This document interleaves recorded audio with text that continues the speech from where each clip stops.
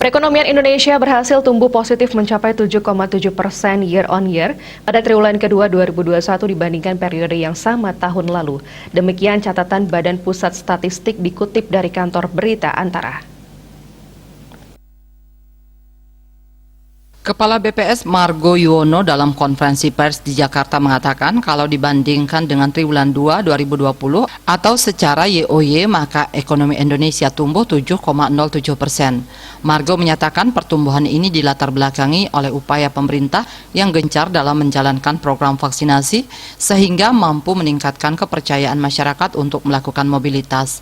Tak hanya itu, pertumbuhan juga dipengaruhi oleh perbaikan ekonomi global, terutama beberapa negara yang menjadi mitra dagang Indonesia seperti Cina tumbuh 7,9%, Singapura 14,3%, Korea Selatan 5,9%, dan Vietnam 6,6%. Pulihnya ekonomi pada negara yang menjadi mitra dagang Indonesia mendorong permintaan luar negeri menyebabkan nilai ekspor meningkat.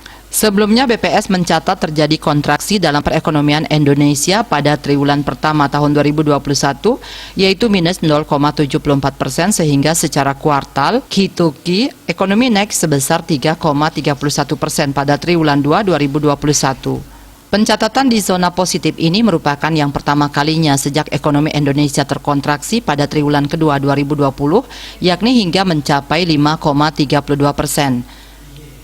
Ekonomi mulai terkontraksi sebagai akibat dari berbagai kebijakan pemerintah di awal pandemi COVID-19 yang salah satunya berupa pembatasan sosial berskala besar PSBB. Meski masih tumbuh pada zona negatif, terdapat tren pembalikan pada berbagai indikator ekonomi Indonesia pada kuartal selanjutnya karena kinerja ekonomi terus memperlihatkan adanya kenaikan. Tren kenaikan ini terlihat dari ekonomi triwulan ketiga 2020 hingga triwulan pertama 2021 yang tercatat masing-masing minus 3,49%, minus 2,19%, dan minus 0,74%.